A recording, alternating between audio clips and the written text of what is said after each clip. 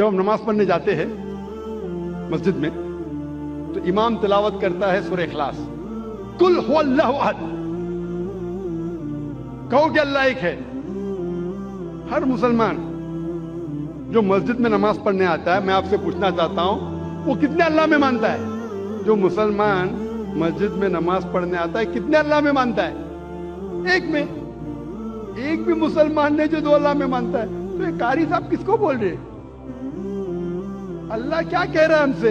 اللہ کہہ رہا ہے کل، کہو،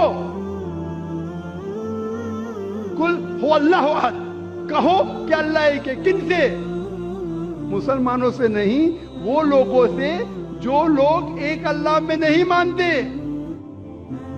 ہم نماز تو پڑھتے ہیں سورہ اخلاص، ماشاءاللہ قرآن کا 1/3 حصہ، باہر نکلتے کتنے لوگ غیر مسلمان سے کہتے ہیں کہ اللہ ایک ہے؟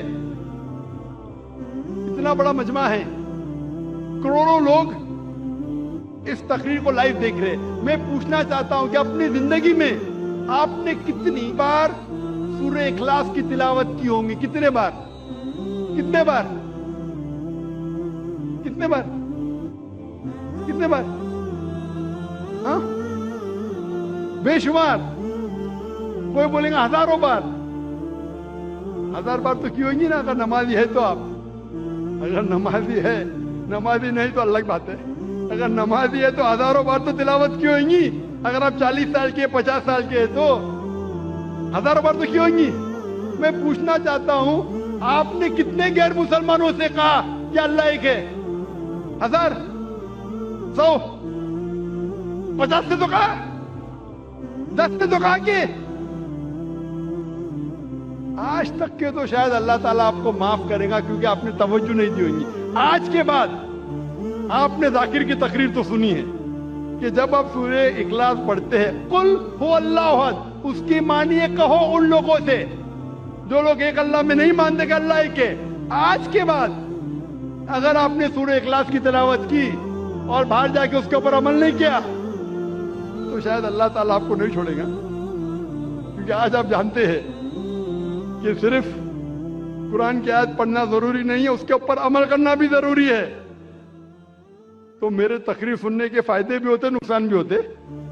اگر عمل کریں گے تو فائدہ ہوئے گا، نقصان کریں گے تو وہ لوگ بولتے ہیں نا کہ کچا لائسنس اور پکا لائسنس۔ کچا لائسنس ہے تو آپ کو ڈنڈ آدھا پڑتا ہے، پکا لائسنس سے ڈبل پڑتا ہے۔ ابھی آپ جانتے ہیں کہ سورہ اخلاص کی معنی کیا پہلے بھی جانتے ہوئیں گے، لیکن عمل نہیں کرتے ہوئیں گے۔ تو ابھی اگر آپ نماز میں اگر امام کہتا ہے قل هو اللہ احد، اس کا مطلب آپ سے کہہ رہا ہے کہ کہو وہ لوگوں سے جو ایک اللہ میں نہیں مانتے کہ اللہ ایک ہے۔ کتنے لوگ اس کے اوپر عمل کرتے ہیں؟ کتنے لوگ؟ ایک آپ کا ایک ملازم ہے، بہت ملازم جو وقت کا بہت پابند ہے، برابر ٹائم پہ آتا ہے، بہت آپ کی تعریف کرتا ہے، برابر ٹائم پہ آتا ہے، ٹائم پہ جاتا ہے، آپ کی تعریف کرتا ہے۔ آپ بولتے بھائی صاحب ذرا پانی کا گلاس لے کے آؤ، وہ بولتا ہے میرا مالک بہت اچھا ہے، بہت دیالو ہے، لیکن پانی کا گلاس نہیں لے کے آتا ہے۔ وہ تعریف کے پل باندھ رہا ہے، ہاتھ جوڑ کے آپ کے سامنے کھڑا ہے۔ آپ بولیں گے یہ خط میرے دوست کو پہنچاؤ، میرا مالک بہت اچھا ہے، میرا مالک بہت مہان ہے، تعریف کر رہا ہے، ہاتھ باندھ کے سر جھکائے کھڑا ہے، آپ کا کہنا نہیں مانتا ہے۔ آپ کیا کریں گے؟ اس کی سیلری بڑھائیں گے؟ آپ اس کو بونس دیں گے؟ کیا کریں گے؟ کیا کریں گے؟ اسی طریقے سے افسوس کی بات ہے، اکثر ہم کہتے ہیں کہ اللہ سے محبت کرتے ہیں، کہتے ہیں تعریف کرتے، اللہ اکبر، تعریف تو بہت کرتے ہیں، لیکن کیا اللہ کا کہنا مانتے؟ عبادت کا مطلب بندگی، اللہ جو حکم دے رہا ہے ہمیں اس کے اوپر عمل کرنے کو کہتے ہیں بندگی۔ وہ تو اللہ کے رسول کی حدیث ہے، اسی لیے ہم مسلمان بچ گئے۔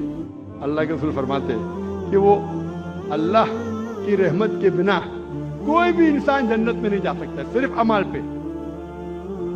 اگر ہمارے اعمال کے ذریعے ہم صرف جنت میں جائیں گے تو ایک بھی انسان دنیا میں جنت میں نہیں جائے گا۔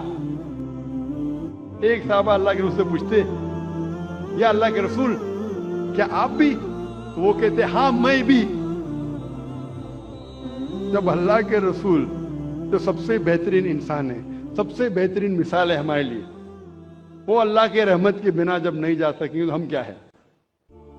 اسی لیے اللہ کی رحمت ہے, وہ رحمان اور رحیم, اس لیے ہم بچ گئے. تو صرف لپ سروس سے کام نہیں چلیں گے. میں ایک مثال دیتا ہوں. آپ بیمار ہوتے ہیں تو کس کے پاس جاتے ہیں آپ؟ ڈاکٹر کے پاس. آسان سوال, آسان جواب, اس کے لیے کوئی ریوارڈ نہیں. آپ جاتے ڈاکٹر کے پاس, ڈاکٹر آپ کو پرسکرپشن دیتا ہے 3 بار دوا لو.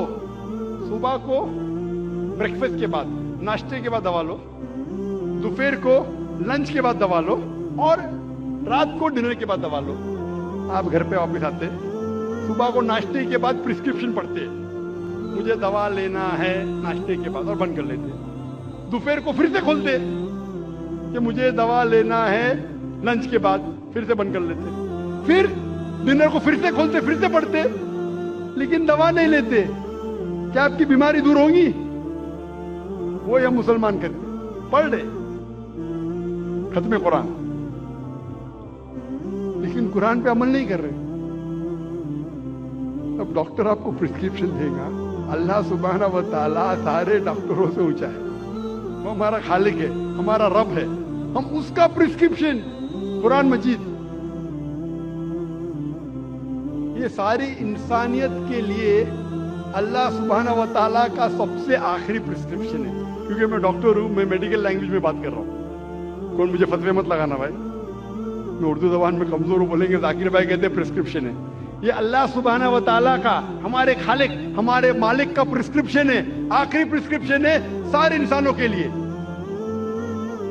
اس کو پڑھو, اس کے اوپر عمل کرو, انشاءاللہ آپ ہدایت پائیں گے.